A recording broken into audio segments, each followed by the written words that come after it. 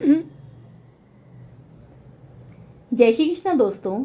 आज का टॉपिक है कि बांके बिहारी मंदिर में मंगला आरती क्यों नहीं होती।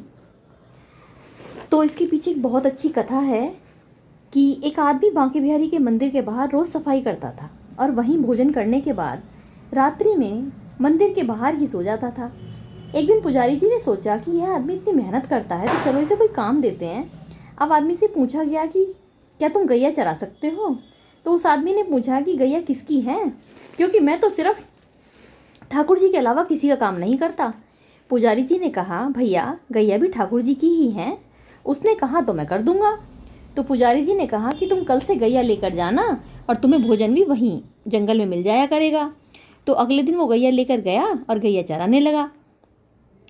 रोजाना उसके पास भोजन दोपहर में पहुंच जाता खाने के समय पे। अब एक दिन क्या हुआ कि भोजन के समय पर भोजन नहीं आया, तो वो भूख की वजह से वह आदमी चिंता में आ गया। सोचने लगा कि जाकर पुजारी से शिकायत करूंगा, और बहुत गुस्सा होने लगा।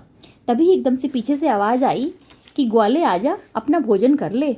और उसके पीछे देखा तो वहाँ कोई नहीं दिखाई दिया, लेकिन एक पेड़ के पास लाल मखमली कपड़े में कुछ बंधा हुआ रखा था।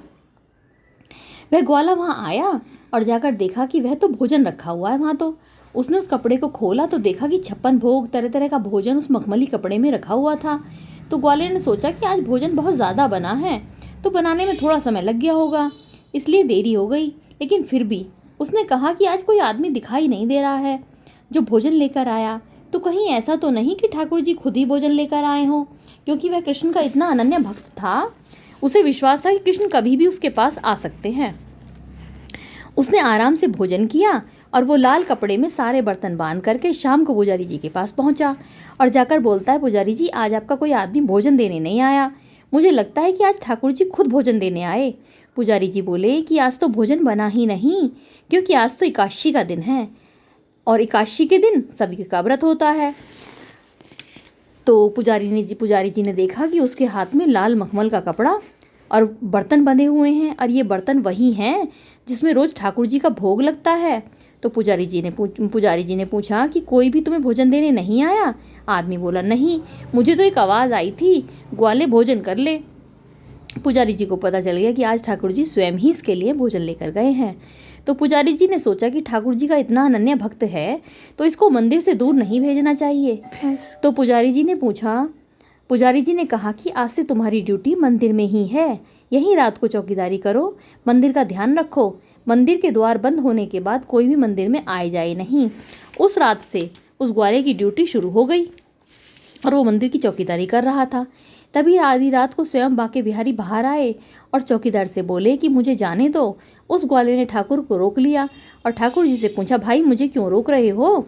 तो मुझे तो जाने दो। ग्वाला बोला नहीं, मुझे पुजारी जी ने बोला है कि यहाँ से कोई भी आए जाए नहीं, तो आप भी अंदर जाइए और यह आराम का समय है, आराम कीजिए। ठाकुर जी ने कहा भैया मुझे तो निधिवन जाना है, यह तो सदियों से मैं जाता आता रहता हूँ। अब क्योंकि ठाकुर जी तो छलिया थे, ठाकुर जी ने ग्वाले को मोह लिया और उसे कहा कि अच्छा ऐसा करो कि तुम मेरे साथ चलो, कुछ समय वहाँ रहकर वापस आ जाएंगे। जब मैं यहाँ नहीं होऊंगा तो तुम चौकीदारी किसकी करोगे। अब वह मान गया और ठाकुर जी के साथ चल दिया। ठाकुर जी निधिवन के अंदर चले गए और वह निधिवन के बाहर बैठ गया। सुबह होने के कुछ समय पहले ठाकुर जी निधिवन से बाहर आए और ठाकुर जी ग्वाले के साथ वापस मंदिर आ गए। अब ठाकुर जी मंदिर के अंदर चले गए और यह बाहर पहरा देने लगा। तभी कुछ देर के बाद पुजारी जी कुछ लोगों के साथ वह मंगला आरती के लिए अंदर जाने लगे। तो ग्वाले ने पुजारी जी से अंदर जाने से रोक दिया। तो पुजारी जी ने कहा क्यों। तो वह आदमी बोला कि रात को ठाकुर जी बाहर आए थे, मेरे को लेकर निधिवन चले गए, वहाँ अंदर जाकर के सारी रात रास किया और अभी थोड़ी देर पहले आए हैं, तो भैया थोड़ा आराम तो करने दो। ठाकुर जी को पुजारी जी ने सोचा कि ठाकुर जी इसका भोजन लेकर आए थे और यह कह रहा है कि कल रात को ठाकुर जी आए थे तो इसकी बात माननी पड़ेगी। यकीन मानिए दोस्तों, पुजारी जी सभी के साथ वहीं बैठ गए और जब धूप निकल आई तब ग्वाले ने बोला कि अब आप जाकर पूजा कर सकते हैं। तब से लेकर आज तक कभी भी बांके बिहारी में मंदिर में मंगला आरती नहीं होती और केवल साल में एक दिन मंगला आरती होती है और वह दिन है जन्माष्टमी का। आशा करती हूँ ये जानकारी आपको अच्छी लगी होगी। धन्यवाद। जय श्री कृष्ण दोस्तों।